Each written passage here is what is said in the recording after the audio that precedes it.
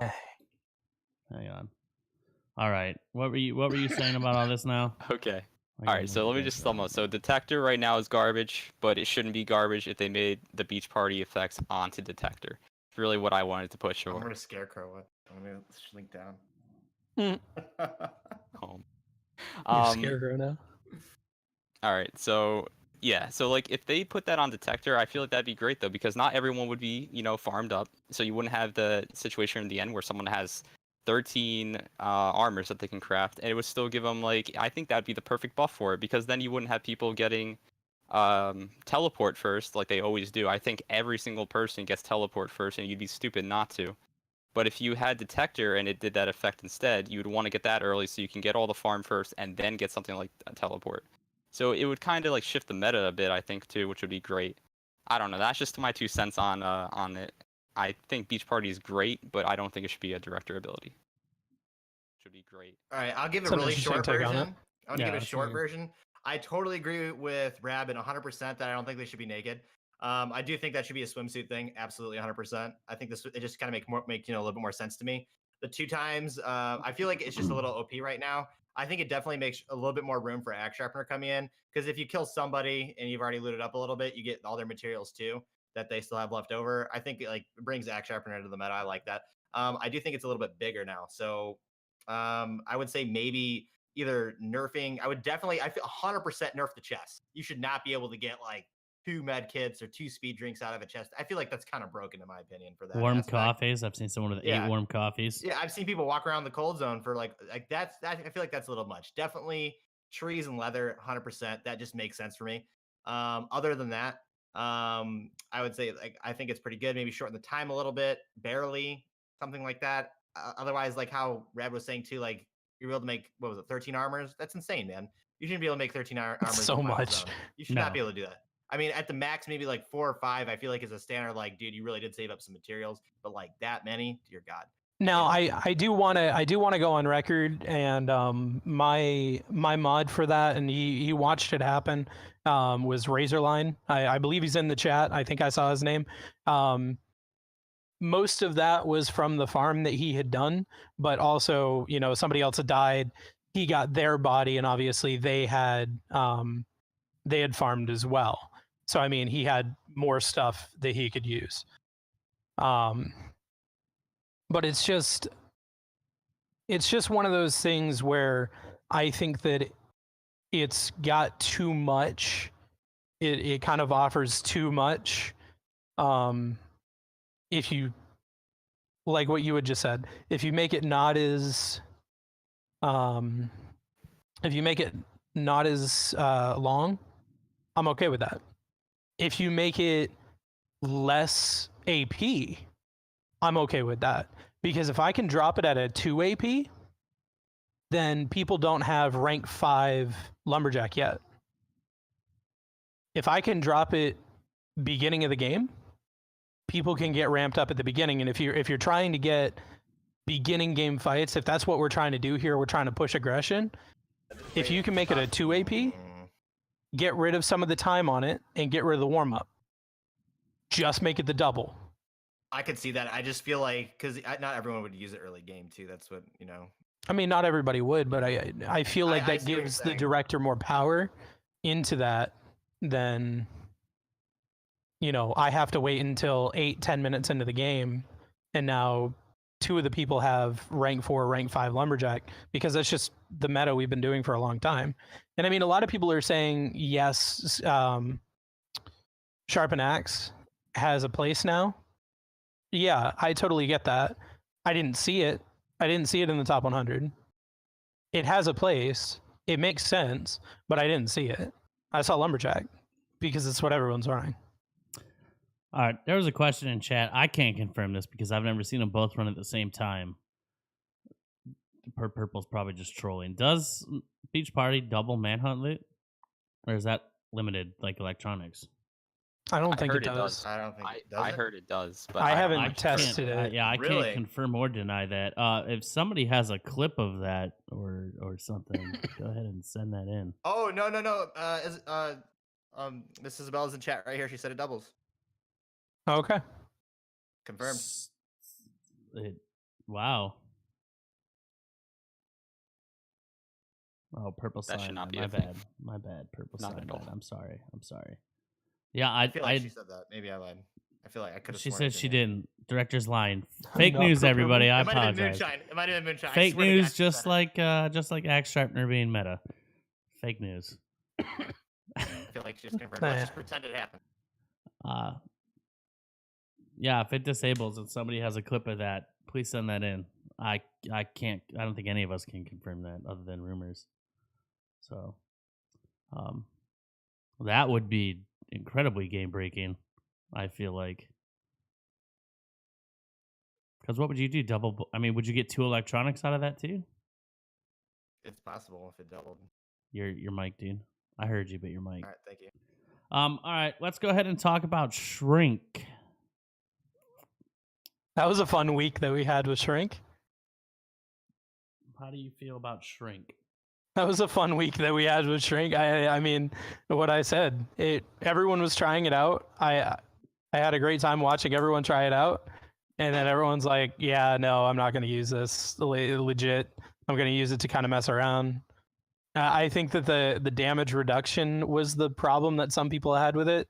I'm not a player that much, so I guess this would go to Scarecrow. But like from my experience, everyone tried it out, and then was just like, "Nah, it's not as good as the other electronics that I already run."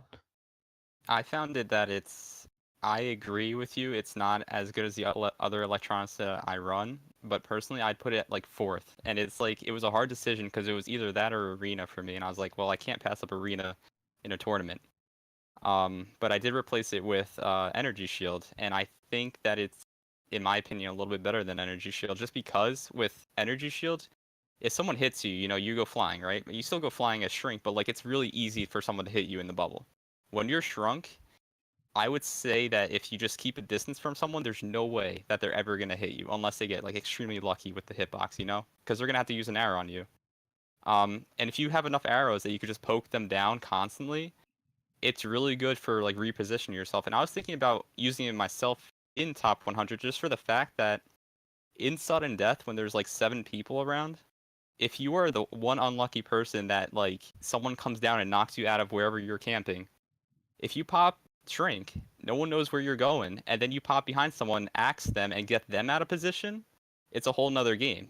If you try to do that with Energy Shield, you're just going to get ping-ponged around by everyone. Everyone's just going to use you as a target. But when you're Shrunk, no one's going to be looking for you because they're going to be scared for everyone else.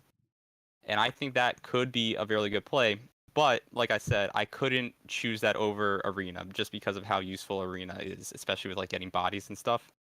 Do you think Arena's overpowered, or well, should I say, do you think it's broken?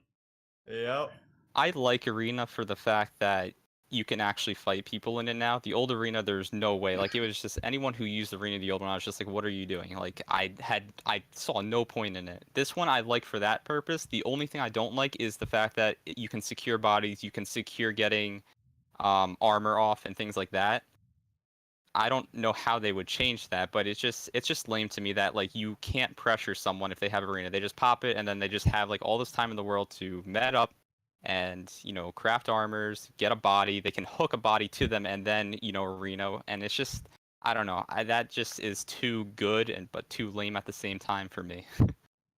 You can actually, as well, I've seen a few times, pop Arena and hook somebody into the arena as before it finishes opening up, and then get a good 2 hits out of that. Yeah, no, that's really strong. And like, I mean, it's like a buff to Axe Sharpener too, which I love. I've been using Axe Sharpener recently, so I love it like for that purpose. But like I said, Shrink, it's really good, and I like it. And I think they balanced it very well. I don't think it's useless, but I don't think it's overpowered, obviously. So I think it's in a good place, and once they balance like other electronics, I think we might see it like actually come into play more. Yeah, I totally agree with that. Just going off of like the tournaments this last weekend here in the top 100 in my prelims, I was actually kind of expecting some of these the top players to start running it because I was like, oh, it's new, but I don't think anybody ran it in my prelims at all. I don't know about Rabbit if anyone ran it in yours, but it was like pretty much just the basic. You either had your double movement in your arena or you had your energy shield in there somewhere.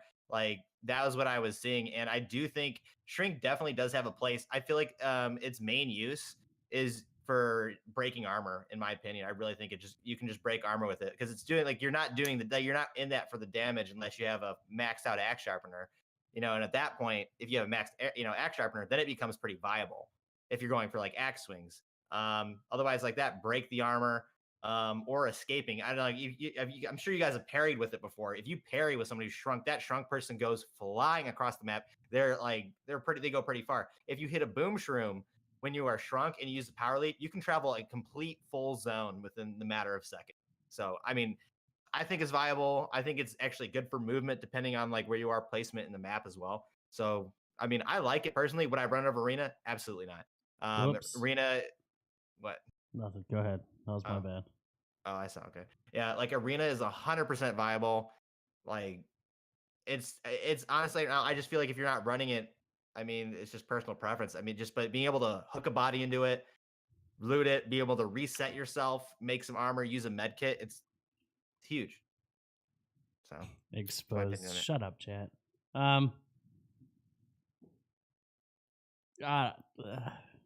I want to see that video. So I like. All right. God.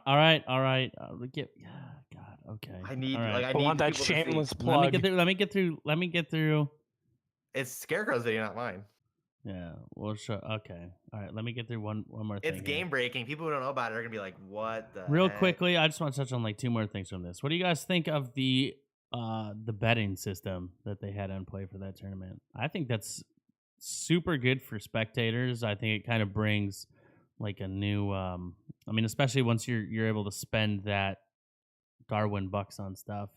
I think it's kind of a good way to get everybody involved and hype up their favorite top players. And I mean, I just think that's an overall good move for the community. Like, I don't see anything wrong with that at all. It's honestly the best thing in my opinion. Like, betting is gold. I think one big reason when when Darwin first kind of really started getting big a little bit back in the day when it was blowing up a lot more, is I think my stream got a little bit bigger because I made a currency in my chat and was allowing people to bet, and then other people started doing it too. Like, it's cool. It's fun. Like, I mean, when you're able to purchase stuff like that, people are gonna love it. And I'm not gonna lie, dude. Everyone likes to bet. I love going to the casino. I love tossing a lot of money out and losing it. Because I barely ever will win. But putting that in here, it just makes it awesome. Like, there's no other games that I know of personally that do that with a currency you can bet on. I just think it's gold, to be honest. I love the betting system. I think it's a great idea. I think that I don't know how they're going to do it, but I think the odds need to be changed a little bit. The first bet that I made in the betting thing, I was on Gomenesai's stream, and it was him in a public match against people I had never heard of before, and he had I multiplied my money by 66 times if I bet on him. And I'm like, well, this is the easiest bet I've ever made in my entire life. He ended up winning. They should only incorporate that for tournaments, I think, if they do it more often. I don't know about I'm okay with them putting it in the regular stuff. I just I don't know how to change the odds, but the odds need to be, they can't be that high. I mean, my final match, I was betting on Recursive. Thanks, by the way, Recursive. I was betting on Recursive, and if I had won it, I got 1.5 million. And I was betting a couple thousand. It was just some astronomical number. Well, yeah, okay. Grammy said it weighs based off how much is put on. Okay, so yeah, all they have to do is just weight that differently. I don't think that would be a huge. Yeah, and I mean that's cool, but if I'm the first person to bet, where you're rated at, yeah. Yeah, if I'm the first person to bet, then I'm gonna get the best odds. And if I'm cranking 50 times odds, and the next person to bet gets 10, it's just scale it down a little bit. That's all. Yes, scale down the odds and scale up the amount of ramen from Quest. We've already been over this. Please, Scavenger Studios, please give us more ramen for Quest, so I stop having to spend all this money on skins. No, support the company. I do support the company. I buy all the skins, all right? Buy a director's Shut up. I'll buy them anyway. Voice packs one. I'm gonna keep lobbying for that. Director skin. No, I don't care about director skin. I wanna record a voice pack. I had a director ask me the other day I will if we say could all jump of the on things top that of Darwin him. says. Let's just go to Mixer. What if you could jump on the director and just see? Here's your stupid idea, Rabbit. Ready? We'll throw in one stupid idea here. Somebody in game was like, "What if you could just jump on top of the director and just ride across the map?" I think the director cosmetics have the heart in the right place, but in practice, I think would be a problem because if you leave, if you leave the fight and go, "Hey, look at my skin," and they're looking straight at you, and someone's behind you shooting arrows at them, and then they kill them because you decided to show them your skin, well, that's not good. You know, a lot of the time when we first created the director guide that came out, it feels like 7 years ago, but 6 months ago, when we came out with that director guide, one of the first things we said was, don't turn your light on unless you absolutely have to, and don't leave the first person view. Yeah. Those were the two things, because you can interfere with the fight in ways that you don't know as a director. If you have those cosmetics and you're trying to show them off to people, now you're directly impeding their vision in a fight, and you're going to upset a lot of people, and you just paid a lot of money to upset a lot of people. That doesn't make a lot of business sense. Yeah, I agree with that. Real quick, speaking of director, I do have a question because I don't direct very often. I know they removed healing and direct moves on people while they're in combat, but does that also include a vote? Like if you throw up a vote and all of a sudden somebody engages, or you throw up a vote while someone's engaged and they're kind of running, but still within those engagement areas, will it still throw the heal on them? What was that? I don't know. I haven't tried it. I was trying to okay. If you so put they a heal to a removed- vote and they're in combat and they get voted on, will it heal them? I don't run heals in my deck, so I wouldn't. Yeah, I don't either. Even warm up, I wonder if you had it on a vote. I don't know I guess People can get heals with a vote, is what chat's saying. Well, that's ridiculous. Huh. I imagine that would work. I mean, it makes sense. Yeah, people get heals with a vote. Yeah, I don't know. I feel like take Gomenesai for instance, like Mr. I get every single vote in every single game no matter what. Like, I mean, it's insane. You know what I'm saying? Like even in a tournament, like what if you threw a heal up? I assume most of you don't run heals in tournaments. Is that a fair assumption? I just don't run heals. I've never ran it. Well, I ran a heal in one tournament and healed somebody after they died, and I got flamed for it. It was Winston. I remember. Yeah, it was Winston. I healed him after he died. He said he'd give me $100 if I healed him, and I waited for him to die and put a heal on him, and then I got flamed for like a week for it. You got Manhunt. Yeah, Rabbit does run Manhunt. Hey, Manhunt's part of the game. I like Manhunt. I like Manhunt because here's the thing, like Manhunt's a pretty balanced. It's actually very balanced because if you survive it, you get a bunch of gear. I mean, and if you kill the person, you get a bunch of gear. Like it's kind of win-win for whoever survives or kills them. I think Manhunt's one of the most balanced director powers. Honestly, you know, granted. Well, I mean, a lot of people don't know it gives you like the person Manhunt like a movement boost. A lot of people don't know that. I mean, the old days you could manhunt in the middle of a fight, but I mean that doesn't really happen so much anymore. I remember the first top one. I think it was the first top 100 tournament I ever directed. I had an EU lobby, and I manhunted. Who did I manhunt? I think it was Nouvelle. I manhunted somebody, and I got flamed in chat forever. The whole match. I can't believe you did it. I can't believe you manhunted him. I can't believe you manhunted him. You survived the manhunt and you won. It is what it is.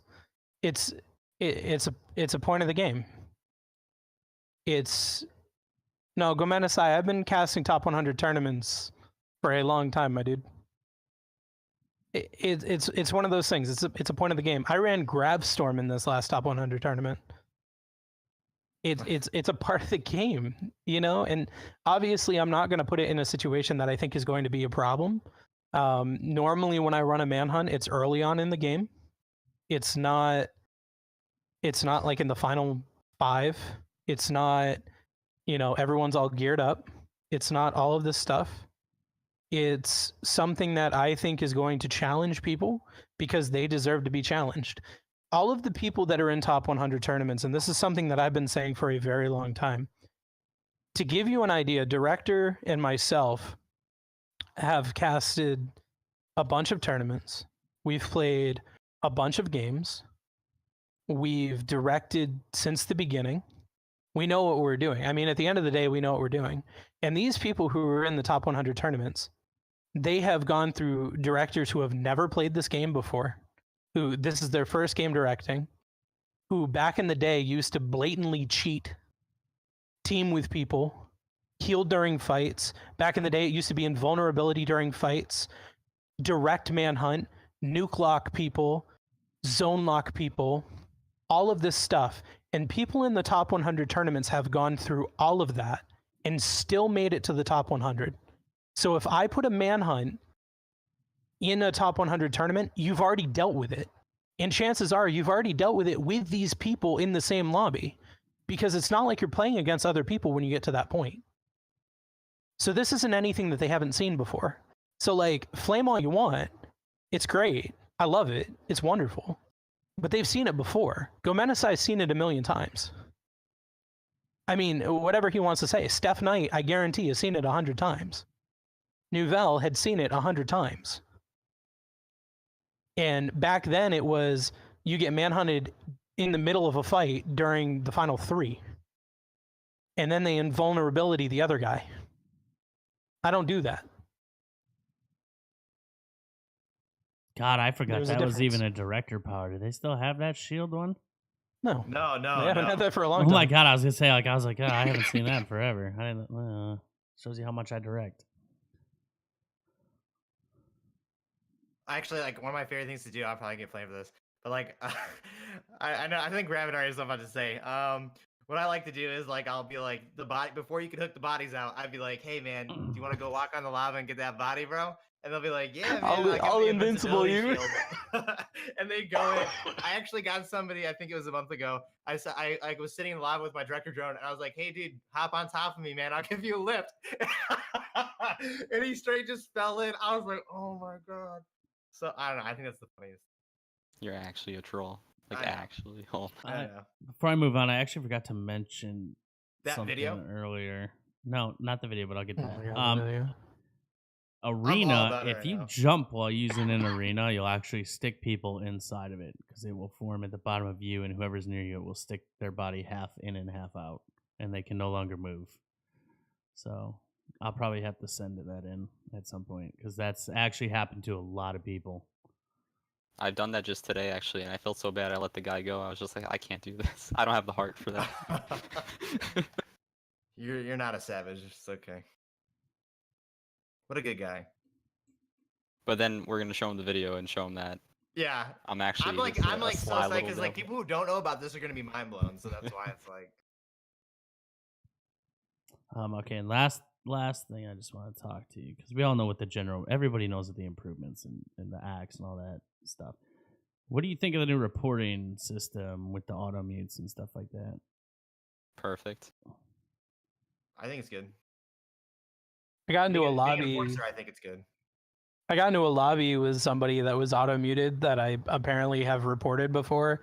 I didn't recognize the name, so that's a good thing because if they change their name, I don't know who they are. If they change their name and their picture, which it can easily do, but the game was like, no, you've had a problem with this person before, so they're muted anyway, because it was just it was an actual name that I had never heard of before, and it was completely muted out. So, Cat, as of last night, auto mute was there.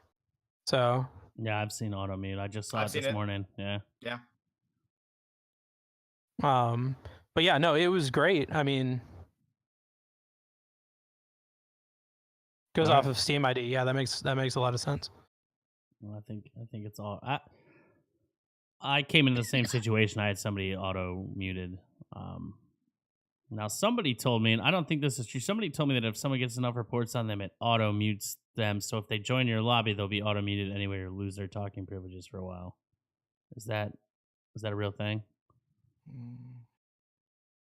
Dude, if there's muting, why am I banned? I was muted for toxicity and didn't have muting in the game. Can we talk about that? Bring that up? Yeah, sure. I'll talk about it really quick. I'll give you a good 10 seconds, then we're going to be done talking about it. I think we all know exactly what you put on the leaderboards and change your name to, man. So that's something you can't mute. Done. All right. Moving on. Ooh. All right. Meta. I've been arguing with the director for days on this. Let's hear it from Scarecrow now. I don't want to talk about this. No, we're talking about it. We're talking about it right now. All right, we're going to settle this debate. I want Chad in on this as well. Is the meta lumberjack axe or axe sharpener? Oh, he says axe sharpener. Scarecrow's nodding at axe sharpener. He's nodding the top at 100 axe tournament. The top 100 tournament was 3 days ago, and nobody used it.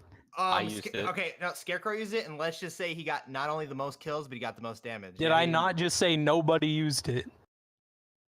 Saying. Yeah. Our tournament winner says one lumberjack. out of 100 people. PP7 says lumberjack. I set a trend, I'm telling you. There's a lot of people using it. Listen. With the beach party, you can get a full lumberjack so quickly and farm around the map so quickly. If I understand that, but used, it makes room for the axe sharpener undoubtedly a lot more. Because if you kill somebody after they're looted, you're gonna be able to max everything. Like after beach party, I see people with like max boots, almost max, tons of stuff. Like they're gonna have most of their build done by the time that's over. So, but if beach party isn't popped, then what? Exactly. What if they don't use beach party? I can't even say anything because I've been running axe sharpener for 2 months, so I can't. I'm not a top 100 player though. What's your alter ego, Trevor? Trent. Trent. Get out of here. Man. Oh man. I've been running axe sharpener forever, but it's because I love teleaxing, which Scarecrow thinks should be taken out of the game. So if your argument is axe sharpener is great, but teleax should be taken out of the game, it's kind of a catch-22 at that point. I'll give you some reasons why I think axe sharpener is so much better now, and it goes back to when they added hooks. So first thing is hooks. Obviously, if you land a hook on someone, it costs 1 leather. It's really nothing, and it's almost instant to throw out, right? So you throw it out, you hit someone with it, and you can potentially have a 275 hit on them, which is more than any arrow would do. And mind you, the fire arrow has drop on it too, right? So you hook someone and you hit them with a 275 axe right there, right? Then you get the arena change, which makes it so that you can actually axe fight someone because you don't have enough distance in that small arena to distance yourself from someone now, right? Like you have to be in range, and especially now with the roll, you have so many more options to close in on someone. You have the side roll, you have the forward roll, and those are pretty safe options, honestly, like if you know how to use it correctly. And the fourth was beach party, basically. If people are running beach party, you can get that axe sharpener so much faster. All 4 of those things have been recent changes, and all 4 of them make axe sharpener better than it has ever been. And axe sharpener was always viable at some point, so it's definitely at the best point I think it's ever been at. And I think a lot of people are actually sleeping on it because it is actually insane. When I used it in the top 100 tournament, I didn't win, sure, but I did a lot of damage. People were actually scared when I arenaed them and hit them and then rolled at them and hit them twice and they had 50 health remaining. They were like, whoa, what just happened? They aren't used to that. So I think it definitely has a place right now. I think that axe sharpener definitely has a place. I'm not arguing that. I mean, I wouldn't have been using it for the past 2 months. I think that it's a good ability, and I think one of the greatest things about it is it's got a high cost, but if you get one of those out of a chest, you feel like you just won the lottery. It's like, oh, I just saved so much material, and this is gonna hurt the next time I hit somebody. But just because it's got more functionality now, and it's on it's on the come up, it's got more of a reason to be used, doesn't make it meta. I mean, you using it is great, and I hope that more people do use it. I was hoping that people would run shrink and axe sharpener, I was hoping it was going to be like the shrink, fire arrow, axe sharpener phase, and let's just go. And I don't care that I take 100 damage or take off 100 damage because I'm running max axe sharpener and I'm still, cranking 175 every time I hit you, and we're good to go. But that didn't end up happening. But we need to see more people do it. And again, as I said earlier, everyone is pushing, and it's been this way since March. It's been this way since the Top 100 Showdown was a regular thing. Mobility is the number one. Damage is important, absolutely. Mobility is 100%. And getting the lumberjack allows you to be mobile while getting what you need. You can grab leather, you can grab trees, you can grab chests, you can grab whatever you want while you're on the move. Even if you're being chased, even if you're chasing somebody, you're good to go. You're not missing time for materials that are important later on in the day.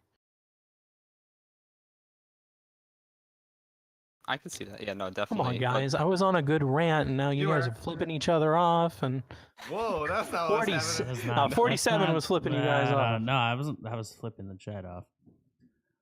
I think one important thing also is that, like, especially with what we've seen in top 100s, is that arena, like hooking into arena, has been a big thing, right?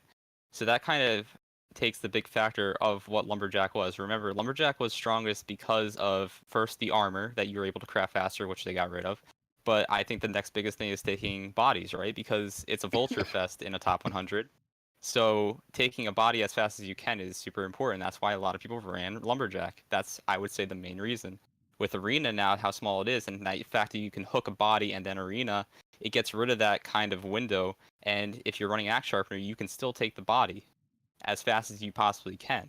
It also adds to that fact. And if you have like 7 people in the sudden death zone, what effect is lumberjack going to have on you? Sure, you can go out and craft a fire maybe a little bit faster. But other than that, and maybe like med kitting like a little bit quicker, having axe sharpener in the sudden death zone is a lot more beneficial than lumberjack. In the sudden death zone, yeah, I totally agree. But at the same time, if you've got max axe sharpener and 6 wood and 4 leather or whatever, and I have max lumberjack, but I've been farming all game, so I'm coming in with 13 wood and 13 leather, you can make 1 armor, and I can make 3 armor, and now I can block 3 of your axe sharpener hits, and now your axe sharpener, on an average damage size, isn't as effective because I can effectively take more damage than you can, even though I'm dishing out less damage. It's about positioning yourself for success as you go into that final fight.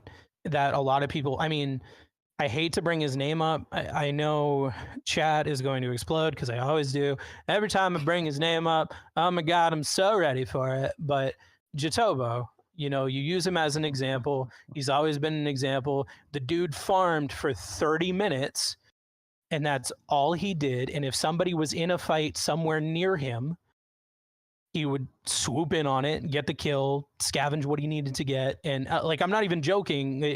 It was just how it was. But at the end of the day, he had 85 armor, and it didn't matter what you did to him because he would hide behind a rock. He'd make another armor. And at that point, it doesn't matter how much damage you do to him. He just has too much armor for you. And that has been the meta since this game had those competitive tournaments. Fast frags was who had the most going into the final zone. All of these tournaments was who had double mobility. You're not wrong at all. And the most materials going into the final zone. It's always been decided by that. I very rarely find somebody going in with like no mats and just completely stomping 7 other people in the final zone. Yeah.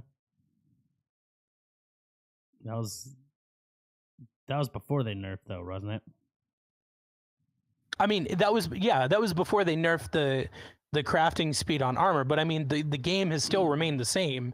The meta for lumberjack, meta has still been the same since that happened.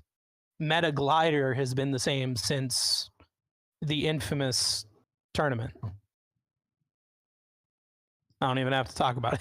I think we all know what I'm talking about. As far as mobility is concerned, Berserker arrows, normal arrows. Which one are you leaning towards, Scarecrow? So, talk to Scarecrow for him first. Yeah. The only arrows I ever use and will ever use are hunter arrows.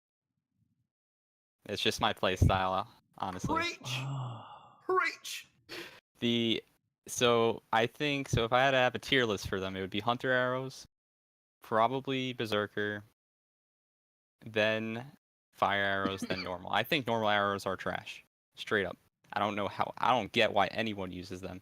But the reason I use hunter arrows is because if I land a shot on someone, they're gonna go behind cover somewhere, right? Like unless they're out in the open, which it's really hard to be out in the open sometimes, especially in like top 100 games. If you have that vision on someone against the corner, especially with the roll and teleport and everything that you have in your kit, if you have vision on them and they don't have vision on you, you are instantly at so much of a better position than anyone else, right? So that being said, I don't know. That's just my playstyle. I like to have vision on people at all times, and it gives me the upper hand and lets me be aggressive when I need to be. And that has not changed since the game launched, and I'm going to continue to do that until they completely break it one day. What was PP7 using when he won? Was it normal or Berserk? He's in here. Yeah, I know. That's why I see him. Well, wait, while you're waiting for him to say something, I definitely think the Berserker arrows are like definitely becoming more and more meta. Like, I mean, every arrow's got their own thing, man, where it matters. Like, I personally do like the hunter arrows just like Scarecrow does, just because I don't know, when I feel like when they're highlighted a different color, I just have an easier time hitting them. I just feel like I've always had an easier time hitting them when that's the case. Right now, with the rolling being a thing, I totally see Berserker arrows being humongous. I mean, it takes your stamina. You're gonna want to roll in a fight. Berserker arrows are there. Coming on off of that, then you go off to fire arrows. If you can smack your fire arrows, then like absolutely, I would take those over anything if I could hit them. I mean, it's more damage, but at the same time, I love the tracking from Hunter. You know, with the movement, the air control now, jumping, like becoming actually something that's not a bad thing as much anymore with the air control. I think it's not bad to have Berserker arrows on. Normal arrows though, if you have trouble finding resources, which shouldn't be a problem anymore, let's be real. Then I also think Berserk is great. I just use it personally, especially in deep snow fights. You hit one arrow, you can't lose that fight. Yeah, PP7 uses Berserker, so all the time. Yeah. I do. And see, I'm a little upset they removed, and this is my only point about I think recently they removed the stamina, the height and distance off of it with full stam on a jump, correct? Yeah, I believe that was in the last patch. But their entire new tile zone is designed around that height jump. There are places you can't even get to or clear anymore, and you just constantly run around it. I don't know if that's intentional. Kind of obnoxious at times though, because there's chests up there you can't even get to anymore unless you glide or teleport to them. So I don't know if that was intentional or what. Gotta get those boom shroom angles, bro. Nah, yeah, I guess. I like that they removed it though. I feel like somebody's not going to jump over my head and catch me on a weird, jump backs downswing anymore. So I do like that they actually removed that. And then another reason we brought Scarecrow in here, and I'll show the video in just a second, Director. I'll show it in just a second. I just didn't want to keep saying it and annoy you, so like that's why I've been shutting up about it. Axes. How do you feel about the new adjustments? I'm not a fan, honestly. Not a fan of these ones. I don't. My problem is, fan, man. Change it so we can be mad about it again.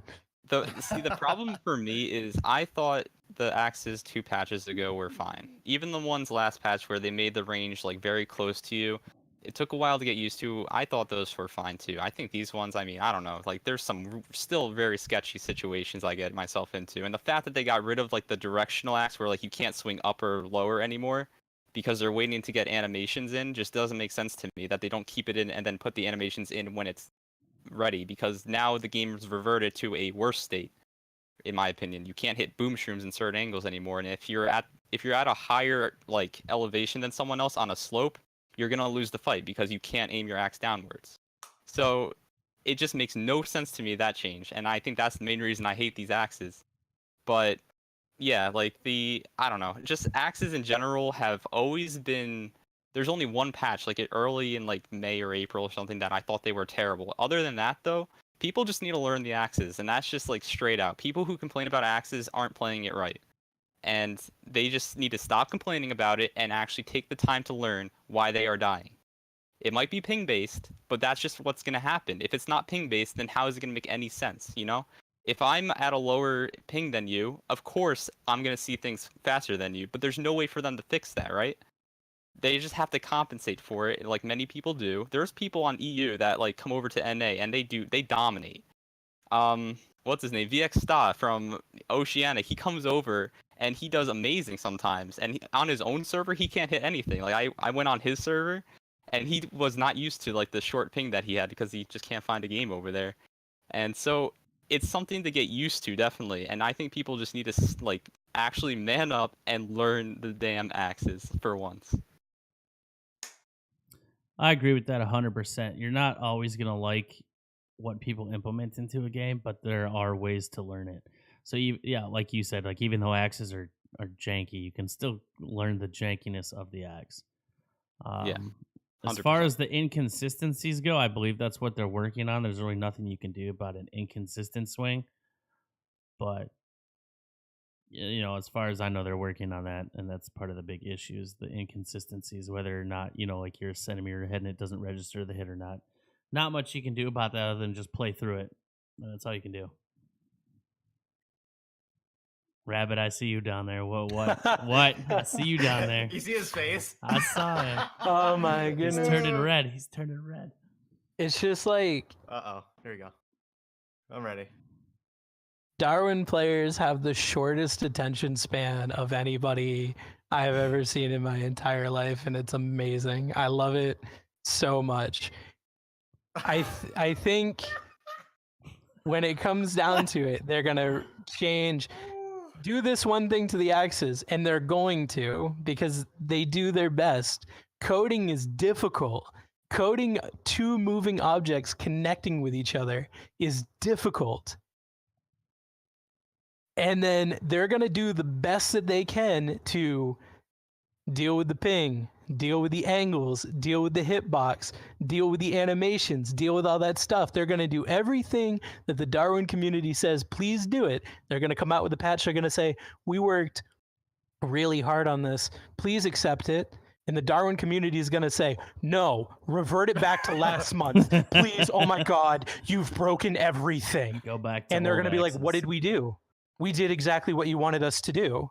And it's just, it's so Misty Rains, my wife, just got her degree in video game design. I have been watching her for years work on code to make two blocks interact with each other.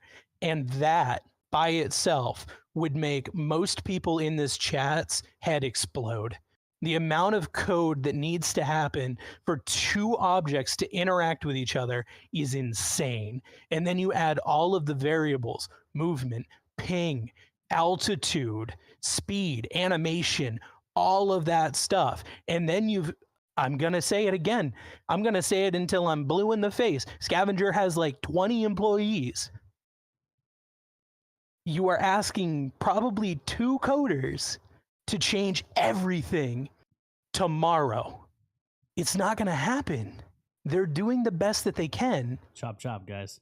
But like, it's not easy. It's not easy at all. And it's like, they're getting better. It's more consistent. Yeah, we meme that stuff all the time. I can't tell you. I said earlier today, axes are working as intended. That is the funniest line I've ever heard coming out of a studio, and I'm gonna meme that forever. But it's just, they're doing the best that they can, And every time that this community changes its mind on what it needs, we personally make it harder for them to achieve the goal that they are trying to do, because we are telling them that they are not doing a good job. Even if that's not what you're trying to do, you are telling the studio that what they worked on for a month, 2 months, 3 months, to a year, to 2 years. When did this project start? 2015, 2014? So 3 years, 4 years of work. You're telling them that all of that stuff, the base mechanic of it, is not good enough, that they screwed up, and that they have a week to fix it. That's not going to happen, guys. We're doing more damage than we are good at this point. My favorite part about all this is I also hear so many people say, why don't they just add player collision? Like, it's like a thing that they could just pull out of nowhere. It's just a button. Click the button. It's just a button. You gotta click the player collision button, you know? And like I explained to them, like they bring points of like, oh, you know, it'd make this like this fight so much, this scenario so much better. Like you wouldn't go through people, right? And like that's the big thing. How many objects in the game have moving collision in Darwin right now? How many what? How many objects in the game have moving collision? So many. Yeah, a lot. Boom shroom, electronics, trees, big trees, small trees. No, I'm talking about like objects with there's like nothing that has actual collision going with it that moves. You know, like a moving object with collision on it. Oh, okay. I got you. Yeah. There's nothing. Excuse me. And there's a reason for that. It's very hard to program. You know, if you're dealing with something in the game like that's stationary. What's that? I said video. He can't stop self-promoting. Don't worry. No, it's not. It's not even my video. It's Scarecrow's video. The chat is going. He's so excited about it. They want to see it. Can I introduce it? Can I like talk about the video before it comes up? Yeah. Okay. Yeah, steal his thunder. Go for it. If you're here for this right now, you're about to see something that's good. Oh, all right, go ahead. I mean, half the people already know. Don't worry, Scarecrow. We didn't care about your opinion, apparently. No, all I was saying was that it's just like it's a very hard thing to do. It's a very hard thing to program, and for people to come over and just say like, why don't they just add player collision? It like triggers me sometimes because like I know how hard it could be to like program like a moving object. Imagine two of them like going into each other, and like you can teleport in solid objects already. Imagine if you teleport inside of someone else, and they have collision on them. Just imagine what could happen. You're probably going to fall through the map and just die instantly. So if you want that, if everyone wants that, be my guest. You know, you guys can go and fall through the ground. You can clip into objects all you want and deal with all that. I'm okay with there being no player collision, though. It's too much of a hassle to me. What? Could you imagine the possibilities Gomenas? What? Hey, could you imagine the possibilities Gomenas would have a teleport if that was a thing? Oh, God. Oh, my God, man. Gomenas would teleport if collision was a thing? Yeah. Oh He'd be able to run away at 50 health more efficiently? I don't understand. True. All right. So this video, guys, I know you guys have been waiting for it. So, all right. So this video, I know a lot of top players might know this already, but my man Scarecrow, right below me, I'm sitting on top of him. He came out with the new meta, dude. If you don't know, now you know. All right. This is gonna change your life. What I want is complete silence when you play it, and I want you to play it twice. All right. If you could do that for me, and then just like everyone take that in for a second, and we'll explain it. Yeah. Sound like a plan? Am I the only one in here? Why is no one talking? You're good. You're good. Here we go. Okay. All right, check this out.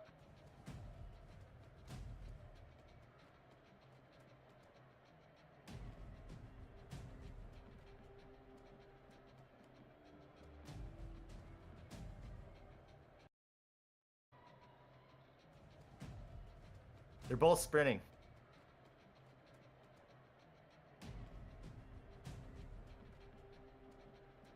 Not everyone, Cat. Not everybody. All right. We're good on that. Yep. Perfect. Good playthrough.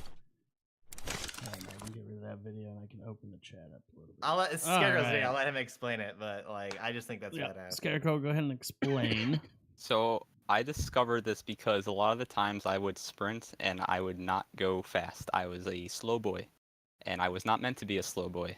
So I was wondering, why am I the slow boy? And it turns out that if you sprint in any direction, and then you change your direction by kind of curving it into another direction, you will keep the speed of whatever direction you started with. So if you sprint backwards with the backwards penalty, and then you press, like, let's say A and chain it into W, so you kind of do like a curve instead of going straight from, S to W, you will keep the speed of going backwards. So you will have a movement penalty going forwards or any other way, and you will still use stamina. But the more useful version of that is going the other way. If you sprint forward first, and then you go to the side and go back, you will keep the speed of going forward. So the movement penalty that you're supposed to have going backwards does not apply at all. So yeah, it's something that I think a lot of people probably have done and haven't realized it. I know I've done it a lot and just haven't realized it, just because movement is just, it's just something you always do. You don't really realize it, but I don't know. I thought that people should know it just because someone that I showed this to leaked it to everyone when I wanted to keep it a secret. And I didn't think it's fair that only these top people know how to do it. And I think it's important that everyone has like the same fighting ground in this. Yeah. Wow. Thanks, Scarecrow. Hot fix tomorrow. Nobody can I sprint. hope so. Maybe it'll actually get fixed faster now. We'll see. Well, I mean, yeah, Scarecrow's in the dev test server too, so it's like, I mean, they already know about it. Yeah, that's where I already did that the day I found out about this. I was like, this has to get fixed. Yeah, that's game breaking. It's all that is game breaking. That's insane. But look, I guarantee you just created a bunch of monsters now, dude. Yeah. Probably. Hopefully, I'm excited to see what happens. Friggin' Grimy over here is probably like, I can do this cool thing that no one knows. Hey, Scarecrow, really quick. When we're done, can you send that to Bella? I'm just gonna give her. Yeah, I'll just give her the. I've already been talking with David as the development team. Well, like, yeah, I mean, she's already. Yeah. I'll send it to her though if she. It's in chat now. Right. So yeah, there you go. Moving on to the Darwin Partner Program. I guess I'll say my piece on this first. I love this idea. I think it's great for the community to have something like this and to work towards something like this. I think that the initial release kind of, and I'll say it because I already said it to him anyway, dropped the ball slightly, whereas I think a lot of people on there were good candidates for that. But I was really disappointed to not see some certain people on there that I associate with the Darwin community. Like when I think Darwin, I think of those people. And I know that they're vetting and they're doing more and they're getting more people in there. So we're just going to have to wait and see where they end up in that. But I think that's a super cool move for them. And it kind of gives some love back to the people that have been supporting them this whole time. So I'm down with it. I love that. I love that if you get partnered because you're making content or, like producing content for YouTube, or if you stream, enough of the Darwin project that you can get partnered in. You get obviously like fancy hat, you get to do some play tests that other people won't get to do. I really like that. I think that's awesome. It gives the content creators a chance to get in a little bit ahead, get their content out before whatever is going to come out comes out. I think it's an overall great idea. And I know me and Rabbit would love to be a part of it. And I definitely think that they should. What about me? What if you just leave me out of there too? Jeez. Do you produce content? Yeah, he produces that one video. Yeah, you get helmets none of us will ever get, okay? You get helmets none of us will ever get, so yeah. Also, I think you guys should slide us, some stuff to give away at some point here on the podcast. Yeah, we can play some ramen during this. There we go, dude. Like, who wants ramen? Actually, speaking of that, Isabella, we were actually talking about this at some point. I think I had it on my Twitter, but I was wondering, you're a good person to talk to. About doing kind of like a play of the week giveaway type thing. We didn't have enough. Actually, only like 2 people sent in videos this time. So, but we want to do like a play of the week where we have like the top 5 plays that we pick, and then they get voted on, and like the winner will win something or whatever. I don't know if you guys can hook us up with something like that, but I guess you can send me a message on Discord and stuff. That'd be awesome. So, all right, back to the partner program, I guess. Yeah, I think it's a win-win for everybody, really. It gets content exposure out there. People are going to be producing more content to get, it's going to get Darwin exposure. It's going to get players exposure. Like, I mean, I think they're one of the first to do this. I haven't seen it too often, if at all, really, and I think that's a super slick PR move by them. Yeah, I think with this and the betting changes that they made interaction with like viewers just so much better. It's a win-win, and I think those are just ultimately like just great changes. I don't see it going wrong at all. So, kudos to them. I think this game made it very clear at the beginning that they wanted the streamer integration, with the putting things up to vote as a spectator, crowd favorites, stuff like that. They made it very clear that this is a spectator environment, and I think that the partner program is great. I think that it's a wonderful. It's kind of a logical step in the next direction of how do we get this out to more people? How do we get more content out so that people can see what we're working with while they go through and get ready for that Q1 release and everything like that. I'm excited to see what that turns into. I'm excited to see. I would like to see some of these partners do something kind of special. I know at the beginning, when the game was still $15, Director and myself, we got together with Scavenger and we got codes for the game, and we were giving out codes for the game. Obviously, we can't do that now, but I'd love to see, like, let's get hype up about not only providing content to people who already play the game, but how do we get more people in? Retention is already kind of there. How do we get new eyes looking at Darwin? How do we reach outside the box? Coming from a sales background, a sales standpoint, how do you get those new customers? We always call them gross ads, but it feels weird talking about people downloading a game. How do you get people to try your game? And I think that the partner program is a great start for that, where it's like, hey, this is where I started. This is where I am. This is how I feel about the game. These are, all of the great things about the game. Let me reach out to people. Let me try to get excitement about this game instead of just broadcasting to people that already play the game. Yeah. And I do throw out there, there's a difference between like to me, like the Darwin community, it kind of stabilized out. That's the word I'm going to use. Like it had its flux of people when it first came out, and then it stabilized, and then it had like the tournaments and went free to play, and then it stabilized again. I'm still a proponent. I don't believe the game is dead. It's a smaller community than a lot of other games out there, but to me, a game like Islands of Nine is dead. Like that game came out, oh yeah, and then like 12 people still like it's dead. It takes like hours to get into a lobby. Gomenes, I hate you so much. So I can't read chat. Stop it. But I don't think it's dead. But like like Rabbit said, we got to get new people in here now because the people who are sticking with Darwin are here now.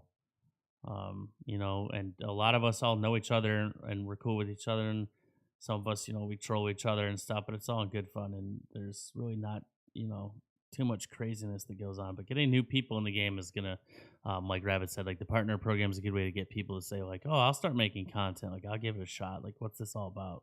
And then they're gonna get those eyes because everyone else is making content already and having the giveaways and all that stuff on their stream. So again, I think that's one of the best ideas they've done.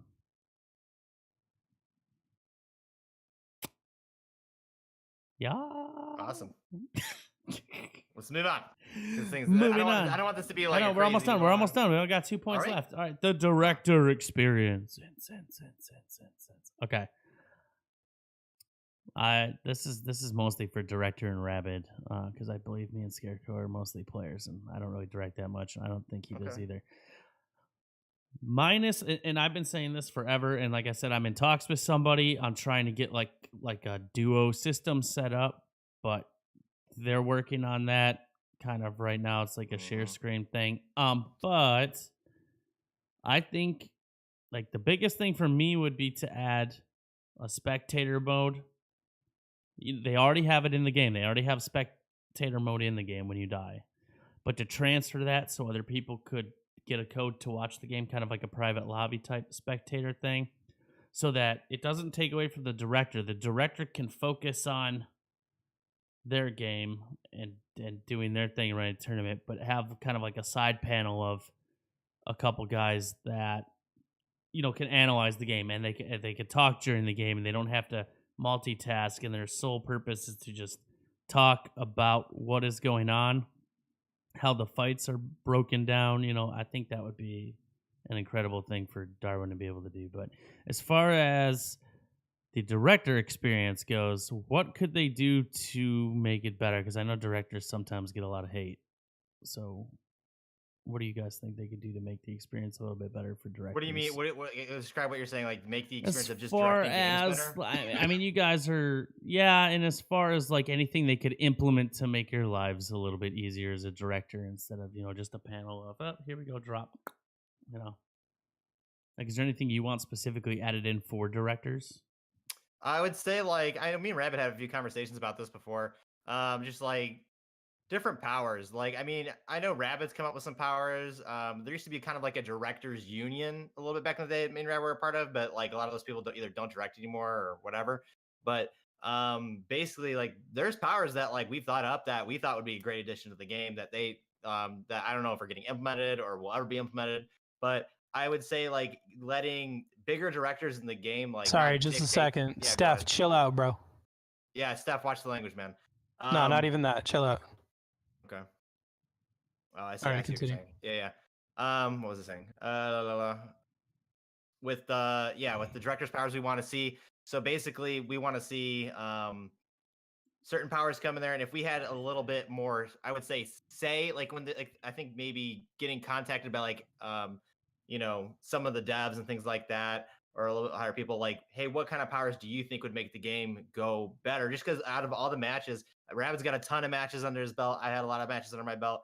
And there's a few other directors that have a lot of matches under their belt as well. I feel like being able to add our sixth sense of like maybe coming out and like throwing in like a bunch of ideas, they could take their pick from like really good ideas and implement that in. Other than that, I feel like they've done a great job with the game with so little employees. I just feel like it's an amazing game so far, and I'm just super excited to see what they have in store. Rabbit, what you got, man? Yeah, I mean, like, my big thing going off that directors union thing, man, we had so much. I feel like we had great conversations in that group, and then it just died. I feel like we had some awesome stuff, and the thing that I thought was great about it is we'd come up with a power, and we'd say, "Hey, this would be a really cool power." And we'd suggest it to the team, and some of them were people who were actually had the ability to make those powers, and they said two different things. One, that's a really cool power, and two, that wouldn't be that hard to create. We already kind of have everything that we need to make it. And we're like, oh, okay, awesome. This was 4 months ago. And we're expecting like we'll get some kind of notification on it, like, are we going to talk about it again? Are we going to anything? And then it just kind of didn't turn into anything. And it's like, when it comes down to it, the devs work on this game 24/7. And, we've had conversations. They've said jokingly, but I don't actually think that they're joking, that there have been times where they've slept in the studio. They're working so late that, they just fell asleep in the studio. That stuff happens. We just heard about Telltale Games. Like, I mean, it's a reality in this kind of thing that, you're working so late that, I mean, I got to be here in a couple hours anyway. But like, they're working on it. They don't get to actually play it that much. There's a QA team, but the devs themselves don't actually get to play it that much. So people like Director, who, 2K games? 2,000 games directed? Yeah, I think a little over 2,100 now. Okay, 2,100. At the time that we were talking, I was at like 900. I've kind of just stopped because I've gotten really sick, but I mean, I'm going to be getting back into it. But at the time, I had 900. I was number 3 all time for games directed. And it's one of those things, like, we play the game every single day, sun up to sundown, essentially. Like, we see what's working and what's not.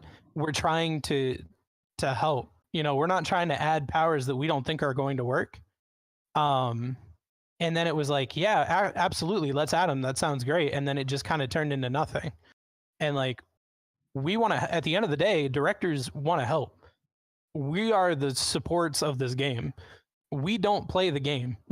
Our job is to entertain you guys. Watch. Our job, watchers, man. Yeah, our job is to make your game enjoyable. Like, that is the craziest thing ever. We play so many hours of a game where we don't actually touch the game at all.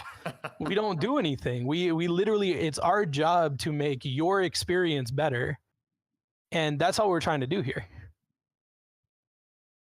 I agree, 100%. I didn't really look at it like that. That was weird. Yeah. Huh. Now on this segment of Drama Project, no, I'm just kidding. I don't think you can do that I was joking. I was skipping. Yeah, I was gonna say because I don't think it's, so. Yeah. I just put it in. Talk. I just put it in there as a meme, man. Let me just say this real quick. Love each other. Life is too short. Just love each other. This community is like magical. There are people in here that are some of the coolest people that I've ever met.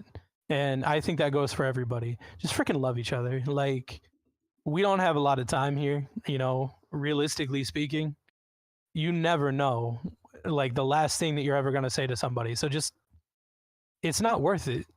Just cut it out. It really doesn't matter. Harold. It's the last thing I'm going to say. Oh, wow. All right, so what we're going to do, hey, we're right on time. Look at that, right at an hour and a half. Boom. We're going to open up questions for the audience, the chatters. You think 47 should be blind? I'll fight you right now. Here's Spider Bandit. Let's go. So if you guys want to ask Little Scarecrow anything directly, now's the time. You just I know. I regret asking this, dude. I regretted asking this last show because Gomez. If you have a question, please at 47 in there so he can see it and repeat it out. Yeah, don't tweet me anything, please. No, don't tweet him. Add him in here. chat. If you have any questions, go ahead and add me to the ats so I can see. I saw one for Scarecrow. Hey, why don't use your face cam on stream so I can watch your face instead of your gameplay? Oh my god! Oh, look who sent that. Gomez. Yeah, I was wondering who. Of course. When is Little Scarecrow getting gold? That's a good question. I already got it. You already got it. You didn't know? All right, let me ask you this then. A question of my own. Who do you think? Who do you think is going to be the first 2-time winner? The first 2-time winner? Mm-hmm. Not back to back, just double winner. I think if anyone has a chance, it's Gomenesai, actually. I hate saying that, but I think Gomenesai. Well said, M0. You think Gomenesai over Casper? I hate saying Boxy, thank you for the $2. Boxy it. with the first donation. I'm keeping track of the questions too, so I can read them. Yeah, dude, I'm getting flooded. I hate you for that. Yeah, I'm keeping track, so just let me know when you're ready. Yeah, I have a Go ahead and too. handle that. Go ahead and handle it because I got my screens tiny, so I have everything open. So go ahead and handle that. Do you mind if I go ahead of you, Raven? Because they're go for it. Yeah. Do you think axe sharpener and berserker arrows are viable? I feel like we covered a little bit of that in there, but if you want to go ahead and just really quickly. Axe sharpener with berserker arrows, definitely. Yes. I mean that with berserker arrows, the main thing now is that you can roll with them, right? And having a roll with axe sharpener is a very deadly combo. Honestly, the only people I have trouble with in Darwin now, actually, I realize all use berserker arrows. So they're obviously doing something right. You can be super aggressive with it. And I mean, it's just so much better now with the roll. So there's really no downside I don't see. So go for it. There's one question I didn't understand there. Yeah. I feel like there's some like weird ones in there. Do I think bear traps should be buffed? Spider, no. I don't. No, absolutely not. I think the fact that they take off armor already and do 100 damage on top of that, if you don't have armor, it's and locks you in place and tracks you, like that's pretty overpowered right now. Honestly, I had this talk with somebody. I don't. It's kind of hit or miss. Should bear traps remove armor? You got a 3/3 armor and then a 1 wood bear trap that completely annihilates your armor. I don't know if I'm a fan of that. Yes. Watch where you're going, man. That's all You I gotta can say. see it. You can see it, but you can also see tripwires and cage traps. Okay, here's what I'll do. I just Let don't me think the give you. risk- I will make you some armor, and then you go outside and step in a bear trap, and we'll see what happens. No. I And know we'll we've been over see if that. the I armor know. survives you stepping in a bear trap. I know. And I'm saying that I think bear traps. I think all traps should be an immobilizer, not. That's how I think of traps. Tripwire, falling over. Cage trap, you're locked in a cage. Bear trap, it's like damage, knocks off armor, does 100 damage, keeps you in place, puts a track on you. Like it's a little too much. I think. Just me personally. How about a You guys 1v1 competitive mode? I don't think they're No. at the stage for that yet.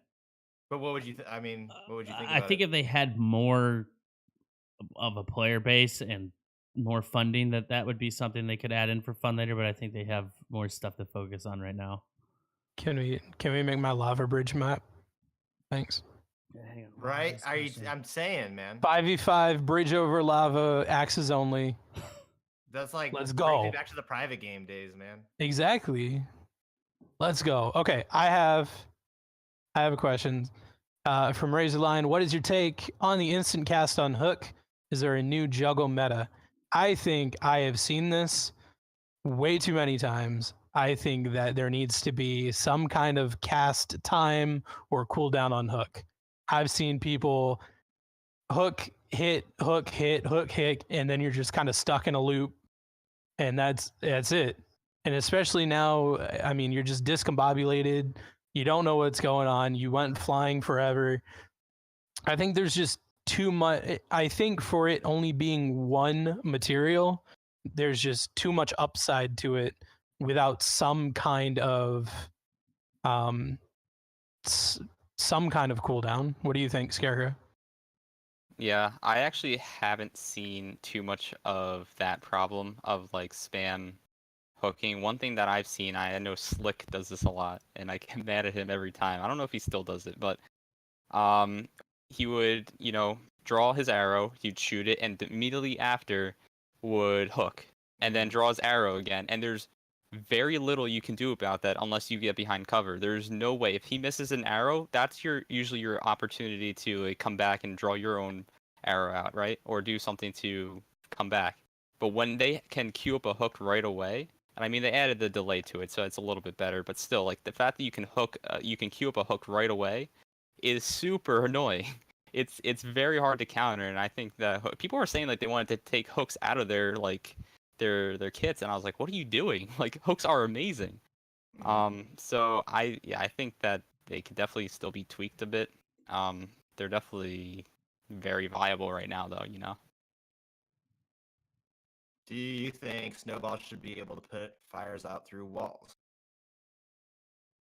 I see. Okay, everyone has a problem with snowballs right now, and I really don't get it. People like, okay, if this has always been a thing. Like this has been a thing since open beta or whatever, like it's been a thing since release that snowballs have like splash damage on them.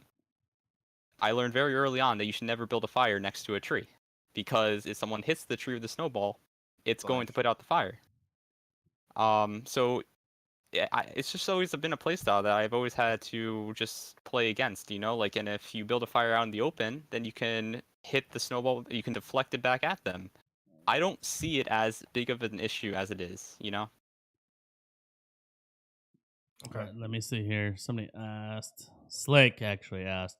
Possible buff to fire arrows. Currently, the positive is 50 extra damage, but the negative is that they're 50% slower. Statistically speaking, in most tournaments, to my knowledge, they're not viable. I can't wait for this next question. Sorry. I mean, I'd agree with. I'd You're a agree with robot that. again. I think the 50. Yeah, I honestly think the 50% slower, like the arc of that, makes it not worth it for use at all because of the chance to miss that. I mean, you add in like the rolls and how much movement there is now that it's just they're really hard to hit even, and it's I don't know, they just definitely have fallen off from where they have been.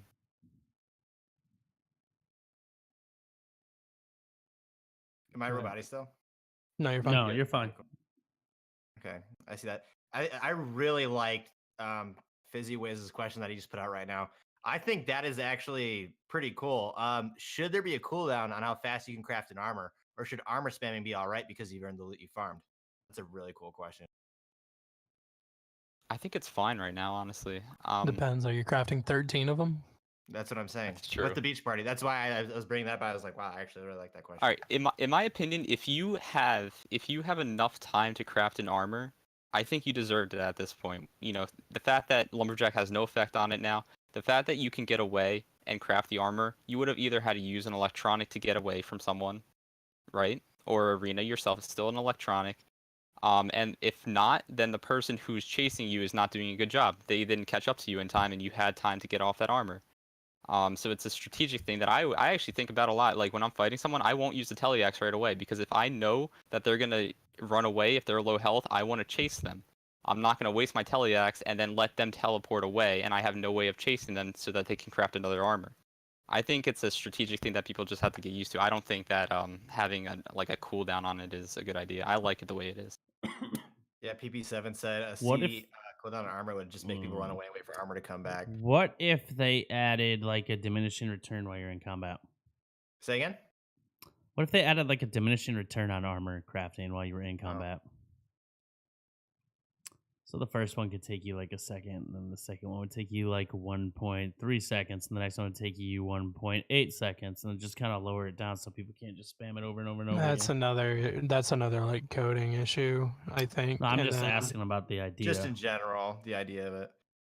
I honestly like, since like I don't play, obviously I don't play as much as like 40. I would say you like are a Scarecrow or any other players. So I can't sit there and say that, but I can say just from a director standpoint, seeing people have that many mats to make all of that armor is insane. Like when someone goes into a fight, you know, and they've been so looted from just me killing 2 players or whatever with the beach party, or even before then, they can make like 4 or 5 armors or whatever, and the other person sit there low on materials. Like I wouldn't say that like being able to craft that wouldn't be good. Like having a little bit of a cooldown. I'm saying maybe I think it would be fair if you want to juggle it like that, make it like a cooldown on, you know, like after you craft your first one, yeah, like you said, maybe the last, like then after like a crafting 2, then it's a longer craft time, or like as Isabella said in chat, there's an armor limit. Would you use the resource? She says, would you use the resources for traps instead? Absolutely. I think that would be a great idea, because then that would also challenge you to, do I craft early game armor? You know, say I can only make 3 a match or whatever. Do I craft early game armor, or do I save all 3 for later on? That's definitely a play style situation. And then I'd love to see, give me an Ewok Village landmine minesweeper final fight. Yeah. I want to see that. I want to see 300 bear traps. I want Spider Bandit to be foaming at the mouth, waiting for this fight to happen. That's what I want. That's actually a really, really good idea, is to limit the amount of armor and have people spend their resources on something else. And like Rabbit was saying, like it would change the meta on early game versus late game and who has what. That's actually a really good idea. Hang on, I saw something up here. This is the Cutie Pie. They do have a ranking in place. She was asking if they had like a ranking system that would like match you with players of your caliber. They do have that. The problem is that it's rarely triggered because of the amount of people that are playing. But they actually have a matchmaking system in place that's supposed to keep good players with good players, and you know, not as good players with their own kind of ranking. But it just never activates. And then this last question, well, not this last question, but this one pertaining to armor from Purple Cyanide. What if armor provided an extra 150 HP instead of a one-hit nullification? What's the difference? I think that would be a good and a bad thing. I think he's saying, so if you had Axe Sharpener and you hit for 200, it does 50 extra damage. I like that, actually. So I'm iffy on that, because then like bear traps don't break the full armor.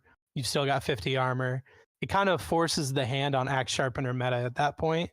And then that's kind of all you're going to be facing fire arrows and Axe Sharpener, because people are going to be like, well, I'm going to over damage your armor. Yeah. Now FizzWiz here actually kind of touched on it, like a reverse diminishing return here. Maybe increase the cost of armor over time throughout the entire match. Start at 3-3 for the start, and then go up 4-4, 5-5 after you craft 3 armors. It starts to go up in price. But as you're fighting and crafting and get to late game, you're going to be killing people who have built more and salvaged more. So I don't think it's going to be that big. I mean, again, I'm basing it.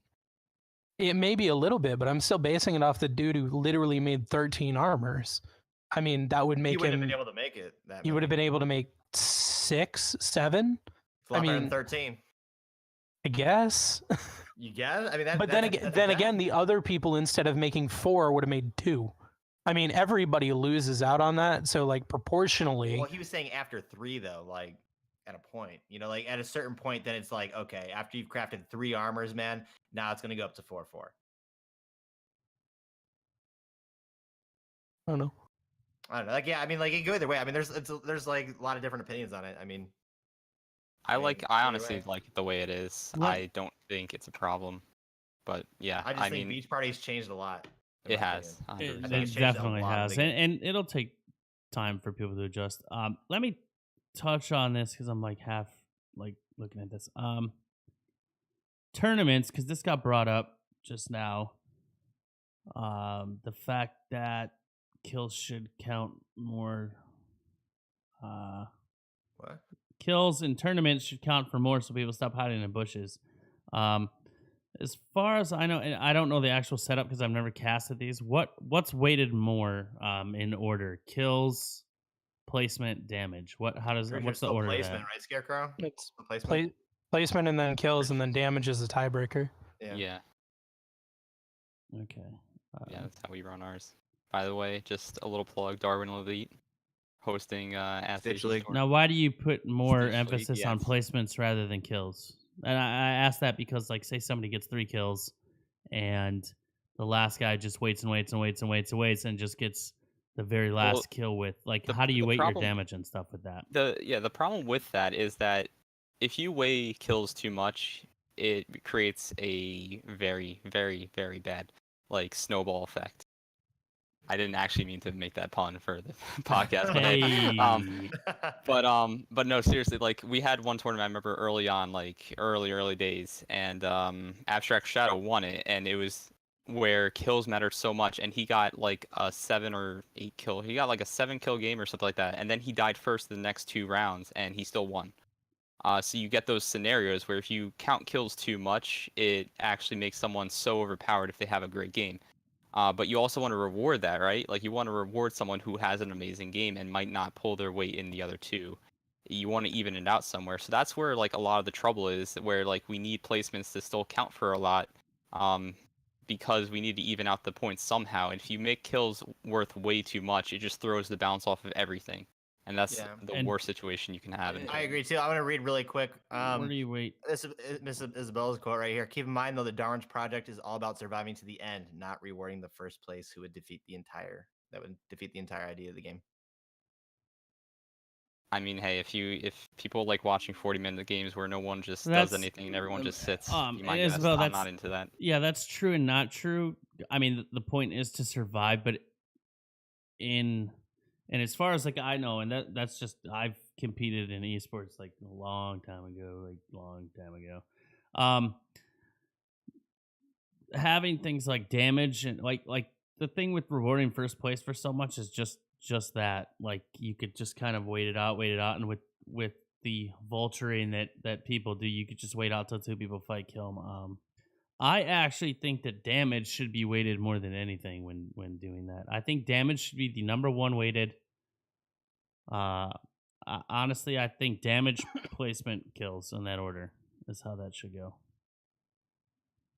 I think that vulturing has a place in this game, as scummy as it sure does. Absolutely. But like if you count damage, like it doesn't matter what happens, you know? Like if you count damage too much, you can damage anyone you want, just run away, and you don't need the kill then, right?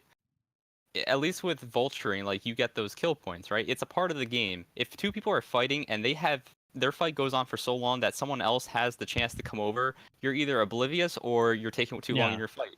You know, it's a part of the game. It's not like Dota where you have two teams, like basically two teams. It's 10 people, 10 individuals in a game together, all against each other in a free for all.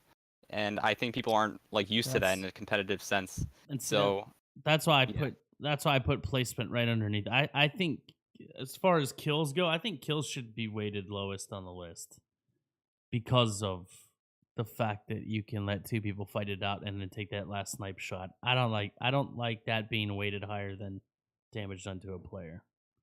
I think. Here we go. He said it. You already knew it because I didn't say it. Here we go.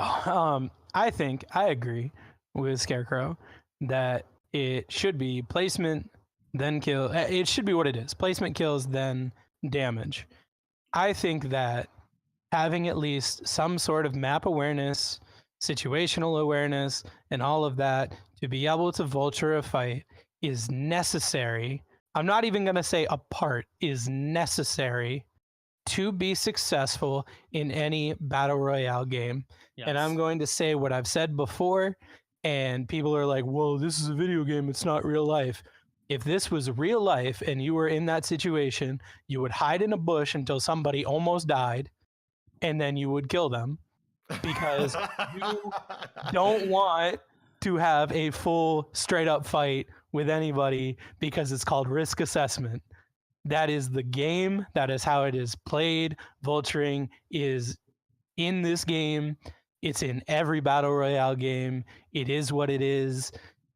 This is the only game because I think the developers listen to the community. It's the only game I've ever heard anyone say, oh my God, vulturing, WTF, holy crap, blah, blah, blah. I've never seen PUBG, someone flip their desk and say, I got vultured. No, you killed somebody and then you got shot because you were in an active battle royale scenario. So do you think it should go? Do you think it should go placement, kills, damage, or kills? I think it should go placement, kills, damage. Now, I am going to add to this to something that I was talking to Bella about. The problem with why are the games so long? The final zone needs to close. It needs to fully close. It does not need to stay open until we decide to have a winner. It needs to fully close. The person who is more prepared for that is going to win. Any other battle royale, that's what happens. This is the only one that doesn't do that. In Fortnite, the final zone moves and then it closes. Like, that kind of stuff needs to happen. It needs to fully close. And then we know for a fact that the game will be 25 minutes long because you're not going to survive any longer than that. You are going to freeze to death. That is just how it is. The zone fully closes. We now no longer have 40-minute matches. I don't care how many armors you have, you are dead. But like, it really has to do with situational awareness, which is what your placement, situational awareness, and risk assessment, very important. Any kind of survival, very important. Kills, I don't care how you get them. I don't care if you 100 to 0'd somebody. I don't care if you 2 to 0'd somebody. If they were bleeding, crawling on the ground, and you just kind of kicked them a little bit and then they died. It doesn't matter how you got the kill. You got the kill. Congratulations. Isabella said they're talking about that in studio as well. I don't know if that's going to be our exact solution, but the final zone is in our priorities. Yeah, it's something. I mean, that's the match is being held at a standstill. Can't. I'm gonna take I thought about this like since day one. I was like, why does the zone not close? It makes absolutely no sense to me, and we're finally seeing it with like 40-minute games where it comes down to if you know the final zone or not, and if you can get that camping spot before anyone else. And isn't that the whole thing that they're trying to get rid of with like the map tile system, that like you shouldn't know the map yourself? If you know the tile and you know the sudden death zone, you have the advantage. So the fact that it doesn't close in all the way, or if it's not in a random place, like the final zone is not just in a random place on the map, doesn't make sense, because it's always been whoever can get to that zone first, the final zone, and trap it up, they have the ultimate advantage. And that just doesn't seem correct to me that someone should have that. And people are saying warm coffee exists. If they have warm coffee, they win. But that's going to force people to fight it out as hard as they can before that zone closes. So if it closes 100%, it's not like every game they're going to be waiting until that zone closes and then see what happens. Like, they're going to be fighting to try and not let that zone close most of the time. So the biggest thing about that is Cat and I think Purple Cyanide said the same thing. Two things about that. I personally believe that Beach Party should not affect chess, which means Beach Party should not affect coffees, because the only way you can get a coffee is through a chest. I don't think it should affect a chest. I got 6 arrows from one and like a bunch of hooks from another. I don't think that it should affect chests. But the second thing is, if they're going to overhaul the way that works, they could also at the same time overhaul, as soon as the zone is fully closed, you can no longer use a coffee. Yeah. Well, that's an easy way to get past that. I don't know cloaks if you should and be stuff. able to not use a coffee. I mean, at that point, the other guy can't get to you and you pop it. I mean, I don't know about that. I mean, and that's one of the things that they're going to come out with it. It's going to come out and then it's going to get tweaked and the community is going to hate it. They're going to wish it was the last tweak. And then they're going to tweak it again. They're going to be like, oh, this is great. But, the one that we said we hated, we actually like better. And that's going to be the system that we're going to run for a while. But it just comes with coming with time. Actually having a plan in place is the first step. And then we can talk about all of the other things. Because when you reformat a part of the game, sometimes you miss things like that, like coffees and stuff like that. And that's when hot fixes come in. That's when, oh crap, we actually have to change something. It's not expected to be 100% right off the bat, but it's a step in the right direction. All right, I gotta get to this guy's question because I promised him a while ago. He said, if this goes back to the tournament placement real quick, if they add the extra kill loot, could they just give points for placement? What do you mean add the extra kill loot? I don't understand that question. Bobby Dong, you're there. Go ahead. Can you elaborate on that slightly?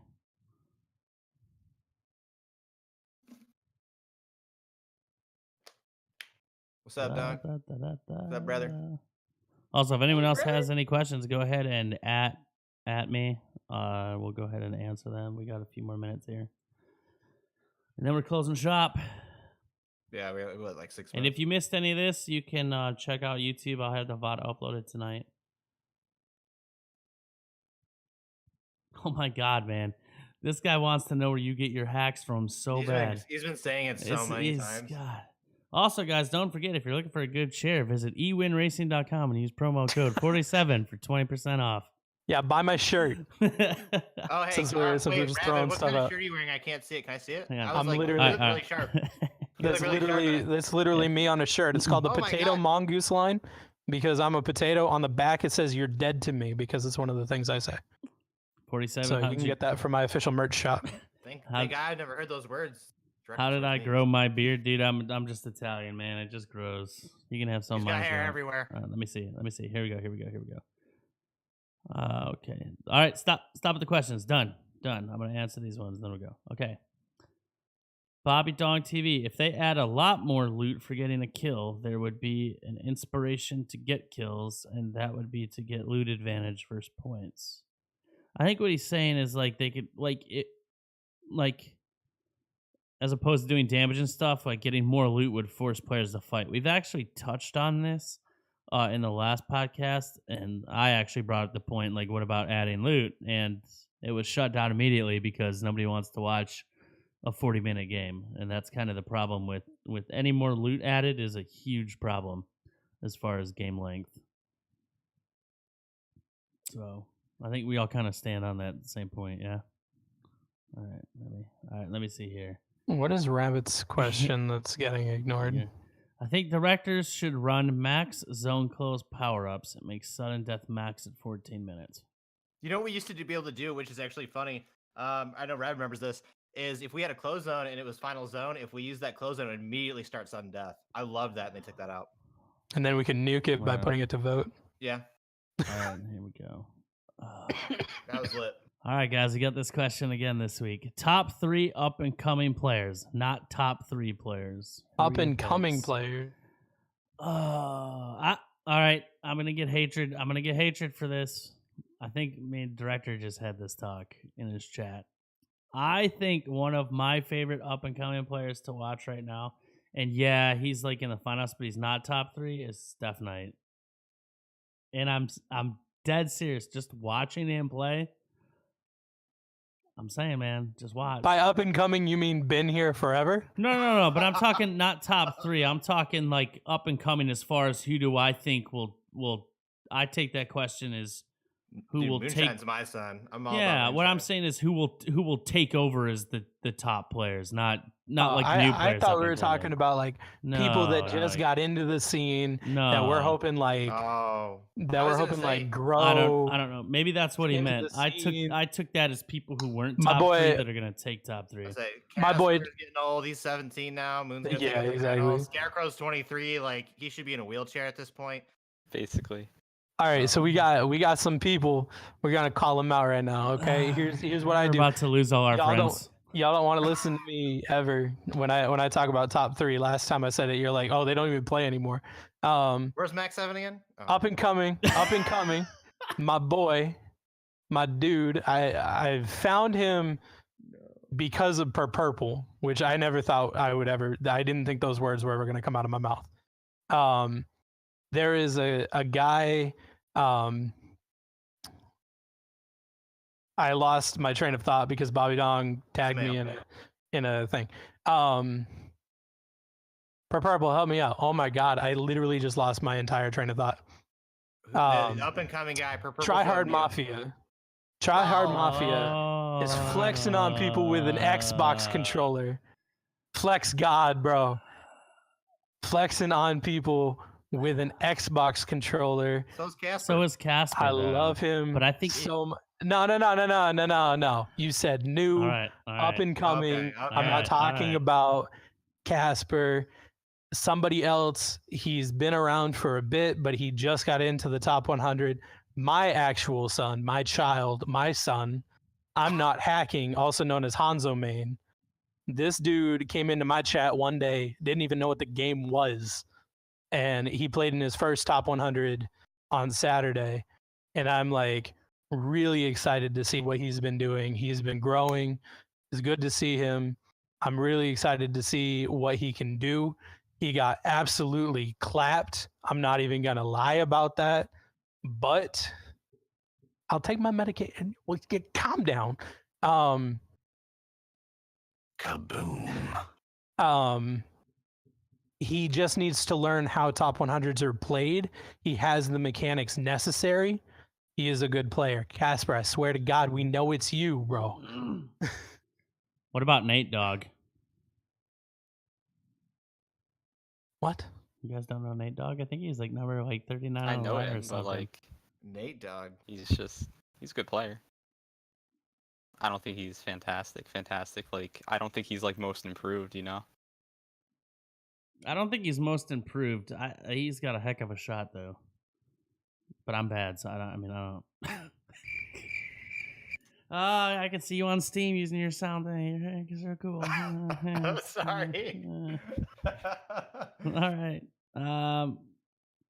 Yeah, I don't know. There's not. Yeah, It's hard to tell on the ladder because like so many people have been around for so long that are so consistently good. It's hard to like I don't know anybody that's really been like breaking into that. So, can I do my 3 real quick? Yeah, let's hear it.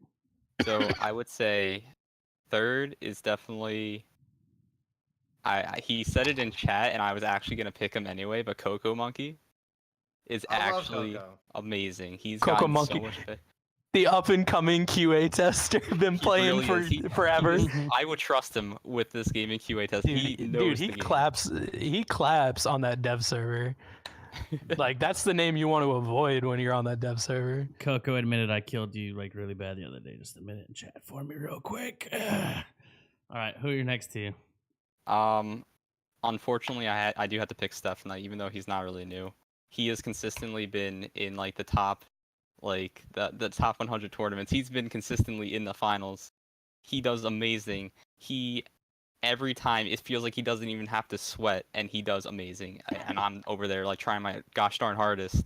And I hate to say that because he's like a 12-year-old kid, but you know what? He actually has so much skill, and I think he's gotten so much better since and he's been playing since start. So I think he's done phenomenal. But I think the true number one up and coming guy is, I think it's Northman, but I think he went by Ferb. I don't know if Silent or anyone in chat, but he has gotten really good. I think he was like an Xbox player and he came over to PC, but he is very good. Let's touch on the drama subject. What about Jake? Up and coming? Oh my God! Up and I mean, if you use aimbot, I suppose so. I'd love to talk to you guys about like up and coming quarterbacks in the NFL. You'd probably all pick Tom Brady. Yeah, he's no up and coming that aren't top three. For fucking 20 years, but he's great. To me, I think we're all taking that as like people who are going to be like the next top three. That's how I'm understanding that. Because here's the thing, like if you're gonna answer the question, they're like because I don't direct, I don't pay attention to like people who are below like 200. Like I just don't. So there's no one I run into that like I kill, and I'm like, yeah, well, like, I kind of like I always see like the same people over and over, and I'm like, yeah, they're really good. So and like I said, I've been watching Steph Knight's stream whenever he streams recently, and as much as I hate to admit it too, I mean he's fun to watch. He's good, man. He's innovative. I taught Moonshine how to walk. I taught him from the moment he could crawl. All right, that dude was a Fortnite maniac coming into this game. I feel like he could not keep his thumb off of the space bar. And to see him come up and clutch that tourney, I will swear by that guy. I love Moonshine. Oh, when Harold goes wild. Okay. All right, I'll take one more question. One more question, then we're done. That's it. Let's go. I see what Wad keeps saying. Thoughts about rewarding the heal to the majority damage dealer rather than to the final blow. I mean, I'll say it again. I think that this game is all about situational awareness. And if somebody is able to come in and take that kill from you, it's unfortunate, but I think that is a part of the game. And I think that it's working the way that it should be working. I don't think that there's any need to change that at all. All right. Great. I don't think anybody's gonna. Oh. And I can't get into the politics of the game, man. That's above my pay grade. He just has to submit a report. Yeah, just like he just has to. He knows. I don't think you didn't do anything, right? You weren't like cheating. He didn't even do anything. Yeah, that's what I'm saying. He knows he needs to submit it. He's just trying to cause drama. He knows he can just submit it and it'd be done. All right, and he'd be back. Just saying. Well, he knows it too. So I guess we're all pro free enter then, but submit your stupid report, dude. Yeah, man, like Jesus. Realm sucks. Yeah, it's not fun watching you not dying cold anymore. All right, I guess that's it. So, Little Scarecrow, thank you for coming. Guys, go follow him at Little Scarecrow 2. And is your stream Little Scarecrow 2 as well, or what is your... No, it's just Little Scarecrow. All right. I actually got that one correct, so... And go follow the director at the director TTV. Same Came as out with Twitch. a new. If you want some stuff on the patch, I'm gonna self plug. Is Scarecrow, me, Gomenasai. We came out with the video on the rolling and the shrink electronics. So I just posted that video today. If you want to check that out, you can hit my YouTube. Self plug. And if you want some good merch, I know Rabbit's got that shirt that's just looking awesome. Cutie Pie will never replace my toxic emote, but thank you. Where are these podcasts announced? These podcasts were announced on Twitter. I put them in the Discord, the Rec Yard as well, and they were on Reddit. What just happened here? Oh, same host, man. We're about to end. Where was I at? Oh, Rabid Mongoose at Rabid Mongoose. And Rabid Mongoose. When's the next Streamer Slam coming out? I know you've been kind of out for a little while, but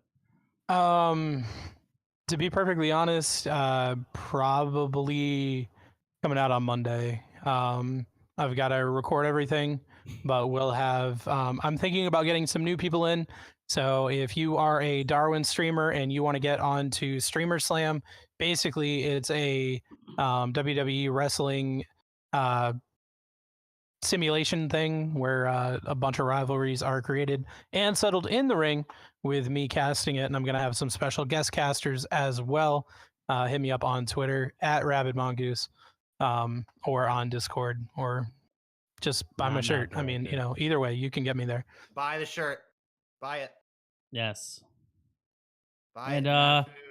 You can follow me here at my stream or at 47FPS on Twitter and YouTube. I will be uploading the VOD of this to YouTube since Twitch no longer holds them forever. And apparently I got a bunch of ones in chat. We got to dab out to the intro, man. We got to dab out of here. So we'll dab it out. Mongoose looks so thrilled. I'm excited to see Scarecrow dab. I don't want to do that. You guys ready? Yeah, we got to do it, man. I have a shirt. You got to do it. The chat if you guys want to buy that. All right, you guys, here we go. 1, 2, 3, dab. All right, guys, we dabbed out. Thank you for coming to the Snowball Effect. 2 weeks from now, there will be another Snowball Effect, barring there's not another hurricane that slams into the Carolinas. So, that being said, if you're in North Carolina, best of luck to you in the coming months and weeks. I know it's pretty bad up there. So, everybody have a good night, and we will see you on the next Snowball Effect.